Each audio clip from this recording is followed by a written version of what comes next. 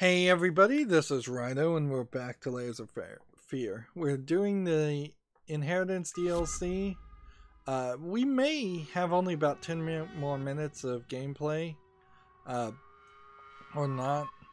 If there was a part of this game that I would be closer and more likely to follow and play a second time, I think that it would be. That's green. I think I'm looking for yellow. Yellow or white.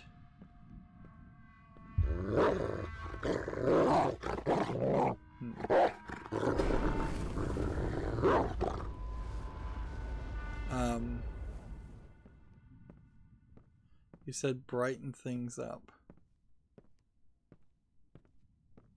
This building, this room is getting more and more turned into a maze. Some of the paintings and portraits are melting when I look at them. Some of them aren't.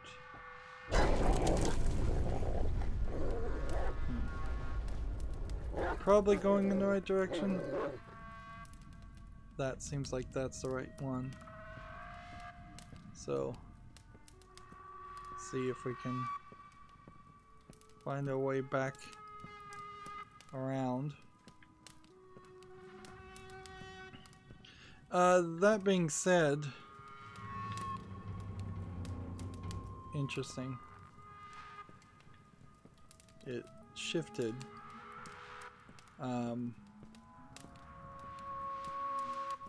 I still really wouldn't want to play this.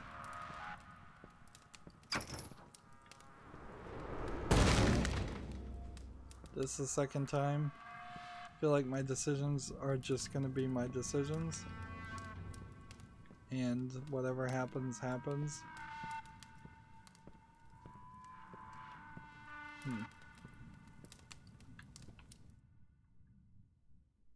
So I just walk in the fire. And that was that. Okay. Fair enough.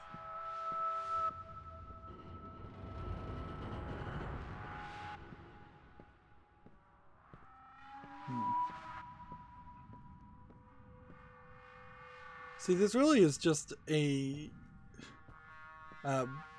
very similar to the moon logic of old point-and-click adventure games.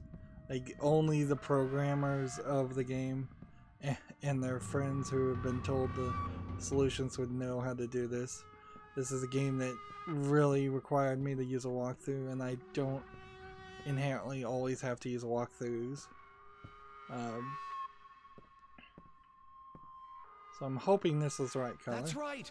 The sun bestows its kind rays upon the land. It's getting warmer and warmer until finally... Marvelous, isn't it? I know it seems like a tragedy, but a beautiful tragedy is always better than an unremarkable existence. And see, I think that's kind of the theme of the entire... I believe he meant well. He wanted me to excel, hoping that when the time came, I would succeed where he failed. Avoid his mistakes. God knows he made plenty of those. I love that she has voice acting. And I just picked up a picture to look at.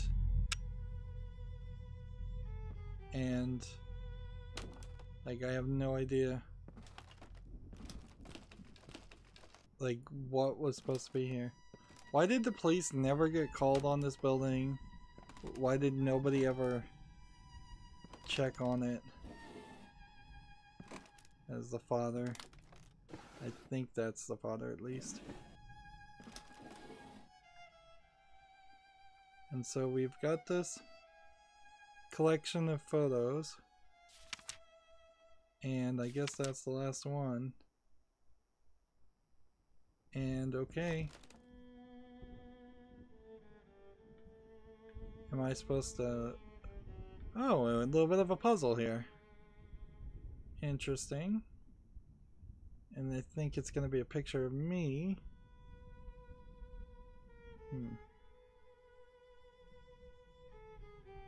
Let's maybe swap that with that. And that with that. So, yeah. Oh, it's not a picture of me, it's a picture of the father, I think.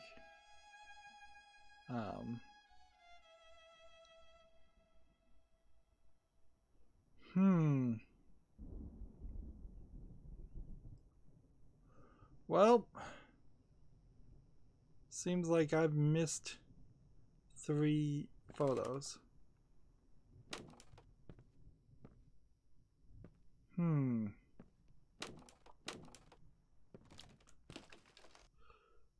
Kinda need the game to tell me, hey, you've missed 3 photos. Like, you need to go back and find them all.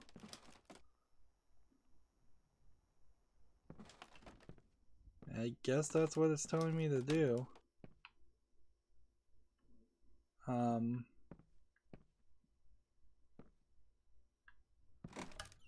Where were these photos and these drawings coming from, though? I kind of think I'm at the end, honestly. Like, I'm kind of just done with it. Because I really don't care enough to run around and try and find photos. Crayon drawings, they could be anywhere and everywhere. I don't think there actually are any more memories. I don't think we're gonna re-trigger memories. There's something over there, but I can't zoom in right now.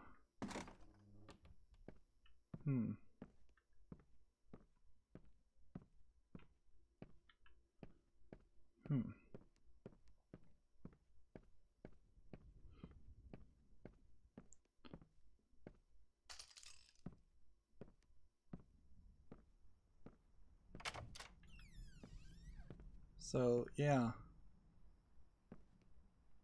How could I have missed so many? Also.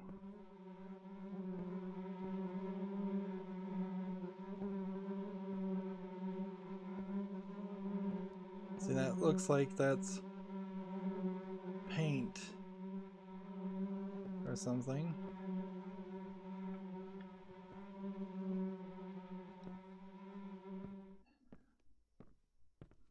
It feels like I probably need to go back into the office and maybe do the whole secondary section again. I don't think there's gonna be. I guess there could be, though. It could be a collectible anywhere, any place that I may have looked before, any place I haven't looked before. Just could be anywhere whatsoever. Theoretically, if I'm missing 3, 2 of them should be either at the top or at the bottom, so at least one of them, just running the odds, I should find something.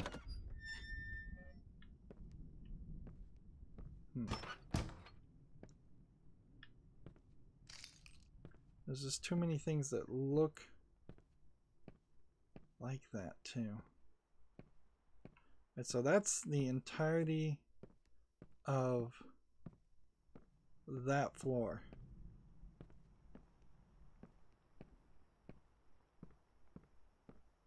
So unless this door opens now. Yes, it does. I don't know what I expected to find. A farewell note? A final will? What I found was an apology. expressed in the only language he ever truly knew. At that moment, I could finally see my father for what he was. A man driven insane with sadness and guilt.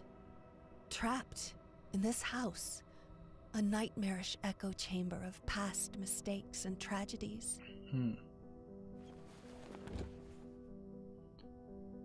It was this house, a place beyond hope, beyond redemption.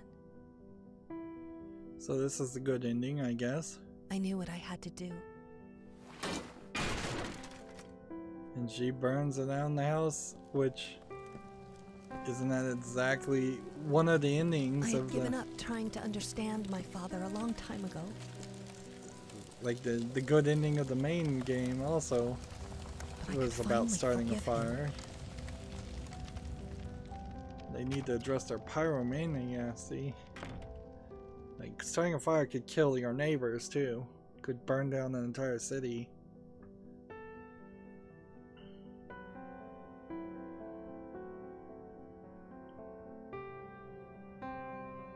Inheritance definitely feels like a 2.0 version of Layers of Fear.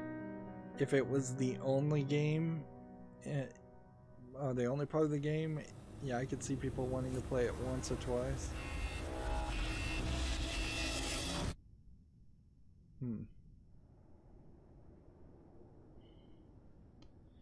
And this is the good ending, hey, Princess. basically. What have you got there? Like it was in the main game that I saw on YouTube. But why pink?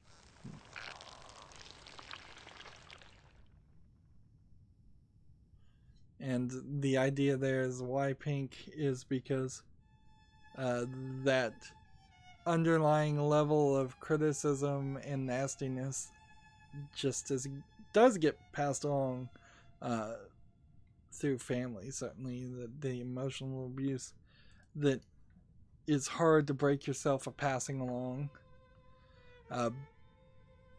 In general, I guess that's the weird thing, is that the good endings in this game really are about deluding yourself and not addressing, like, you have real mental issues that need more than a sentence or two to be waved away. Like, clearly the people in charge were right to take away the child earlier. So, in a weird way, this polishes up and does a 2.0 version of the first game. It makes it a lot tighter. It has a lot more voice acting. I think that there was barely 5, maybe 10 things you could read, and I would say maybe only 3 of those were big, long bits of dialogue. So in production of the game, you can see they gave more budget to a writer to write vocal lines and less budget to a writer to write things that were just going to end up in a book. And that worked a lot better for the audiovisual media that is video games, where the main game, way too much reading, very little voice acting, very little characterization or just talking of the main character to show who he is. They probably needed to do that because the game was so long and because they wanted to have the multiple endings. I don't think this game needs multiple endings at all. And I guess inheritance wise, you can't even go back. That's just the ending you get. So if you wanted all of the achievements, if there are any achievements for inheritance, you're just gonna have to play the game a second time. You can however go through all of this, but I don't know. Yeah, you can't really do anything there. I really would have liked if there was some DLC that Seems like every time you select a chapter, it changes the room slightly. Well, like the DLC part here where you could walk around the house as it actually is, I guess technically that is what you're doing, and all of the hallways and rooms that you see throughout the main game just don't exist at all, which I kind of would have preferred this to be closer to a mansion instead of a tiny place. It seems like it's a 1 bathroom, 2 bedroom house with several other rooms. For as many of the hallways we saw, for as many of the windows we saw, it doesn't coordinate well. Inheritance definitely is better. I don't know if there's anything else to say here. I would have liked for them to have a view the paintings of this game mode. Like, this is probably a game that would have been kind of cool and to see all those photos in like a photo book or something, just to see all the crazy things. Honestly too, if this was like Gone Home, why not have a developer's commentary mode? If this was a single ending story, written better, designed to tell a really good story, instead of having multiple endings just because they felt the need to put in more gameplay in this, you could probably strip all the gameplay out of this and it could just be a walking simulator. And as much as people criticize walking simulators, I think I criticize the mushy middle of games a little bit more, or I would at least like to criticize games like that a little bit more. This feels like a very mushy middle game. That being said, this also runs into the amnesia problem and all horror games problems for me, where I said it at the beginning, I'm just not scared of fantasy and fiction. It will never scare me. Nothing in this game would scare me. I will fully admit some of the jump scares, which there were no jump scares in Inheritance, got me in the main game. They made me jump and startle a little bit, but that is not fear. That is just a natural reaction. There was no sense of dread. There was no terror. There was no unnerving actions. Look at the guy on the right. That photo's kind of unnerving. That's a creepy smile. But yeah, and they played in the main game on the jump scares almost 100% of the way. I'm surprised that's the credits you get also. Also, I guess I had subtitles on, but I didn't feel like I saw subtitles at any point. So, and this is how you'd be playing the game to try to find all of the collectibles. And boy, does this ruin the fear part of the game. Like when you're running around trying to find all of these little things. Turns out there's like 3 categories of things you find. See, and if in the DLC these are missing, then yeah, I don't know. Like how can you even get scary here? Oh yeah, I'd forgotten about the lighting section too. So look at this, turn around, walk around. Let's just show a brief example of what the game looks like going in circles. When you know what to do.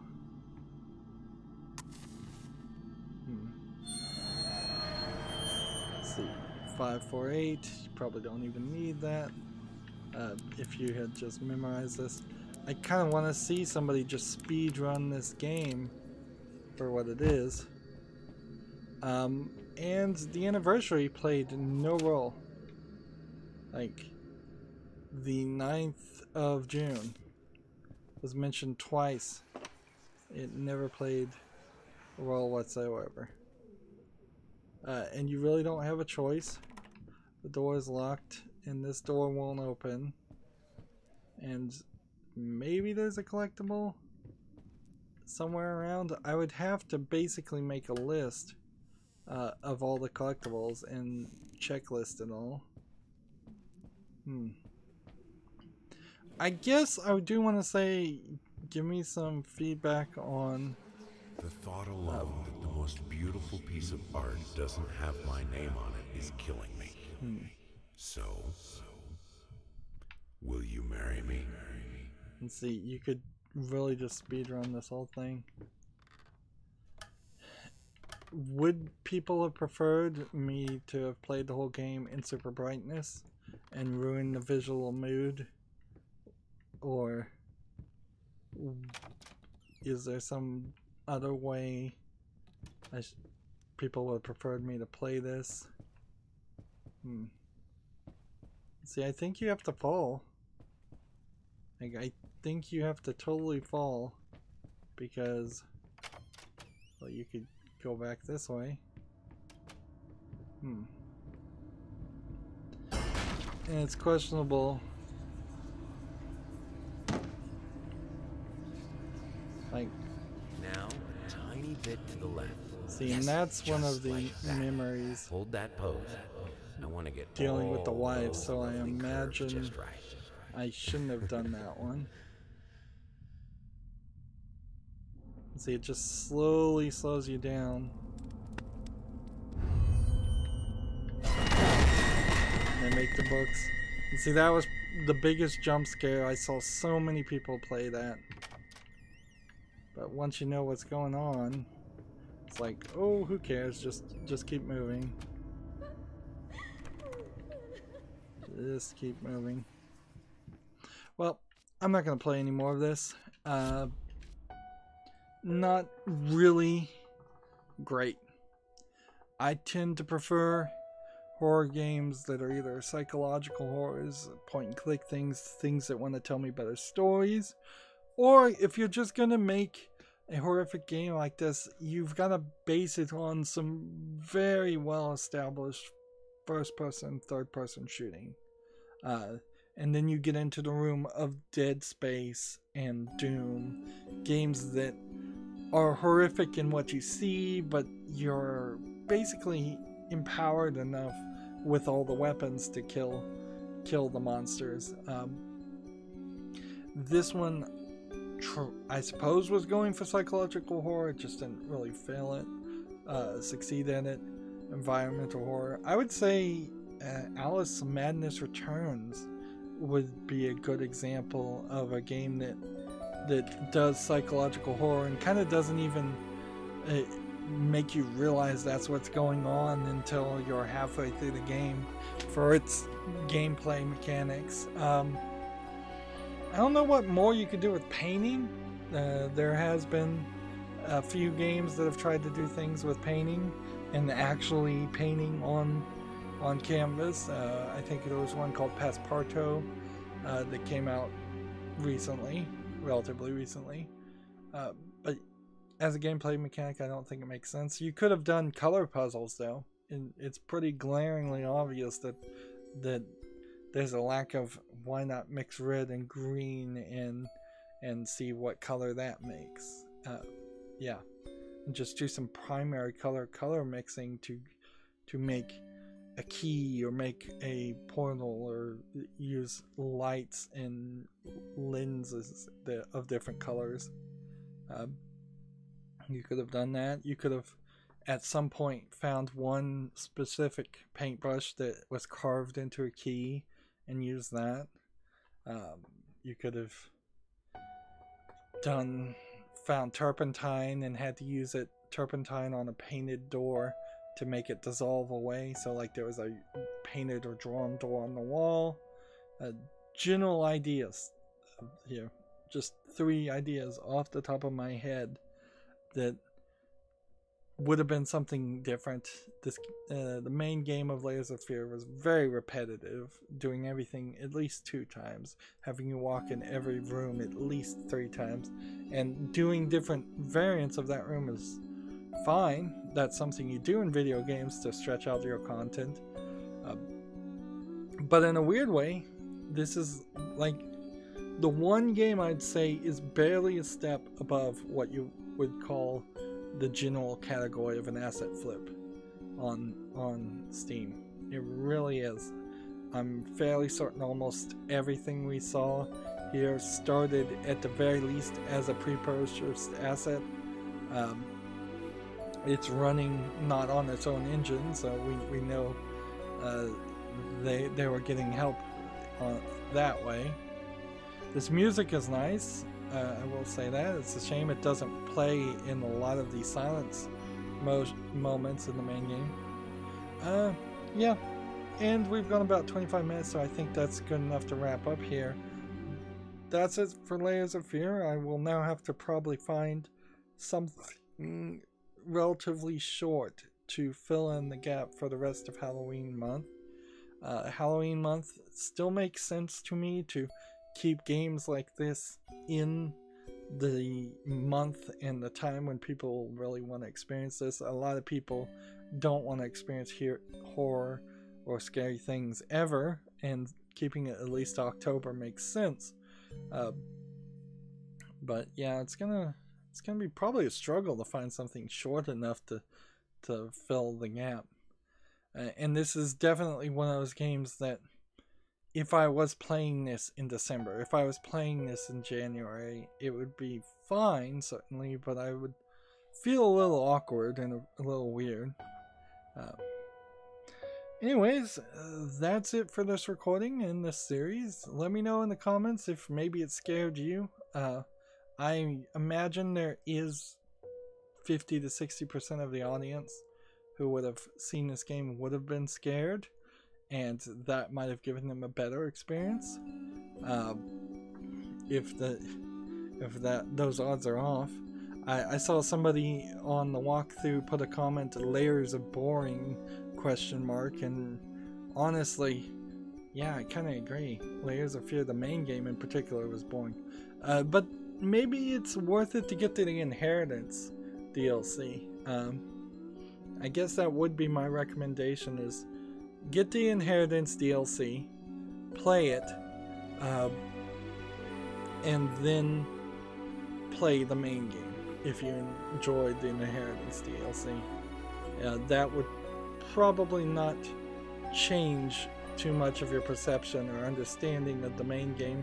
If anything, it probably will just fill in some characterization and make more sense. Yeah, switching that whole thing around probably is the right way to do it. I don't think there's any big spoilers to avoid. The spoiler of this game is just which ending you got. Anyways, I was wrapping up. That's it for this recording. As always, I ask you to like, share, subscribe, comment, and watch every second of my videos, because all of that helps me with YouTube. When you subscribe, click the notification bell so you get some notifications every now and then. If you want a friend or follow me on Facebook, Twitter, Tumblr, Google+, Steam, or Battle.net, all of those links are down below in the description box.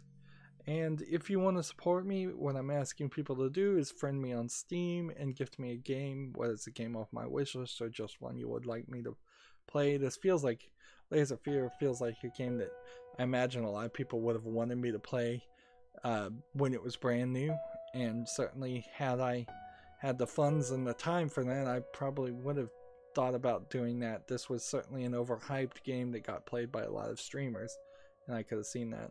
Of course, I'm just not one of those jump scare Five Nights at Freddy's streamers, so I don't think I'd be giving people the reaction that they want to see. The other thing is, if you happen to have a Steam code from a different store, you can send that to me through Twitter direct message. And that's about it.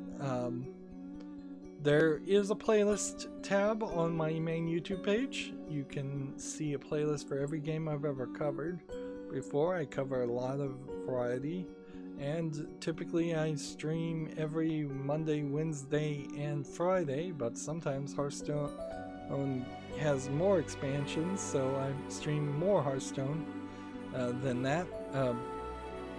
So in those streams I play Hearthstone while covering all the video game news that has occurred in the past few days, and looking at every game that's come on the Steam. And see, ever since I started looking at every single game that comes out for Steam, I've seen a lot of games that would be a lot cheaper and a lot uglier than this game, but still have that same feeling of, oh, this is just going to be a horror game where you walk around and interact very minimally.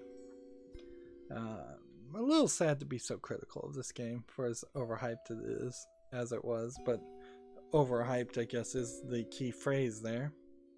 And I'm kind of sad that that note didn't fill into an entire paragraph of text at the end of the game.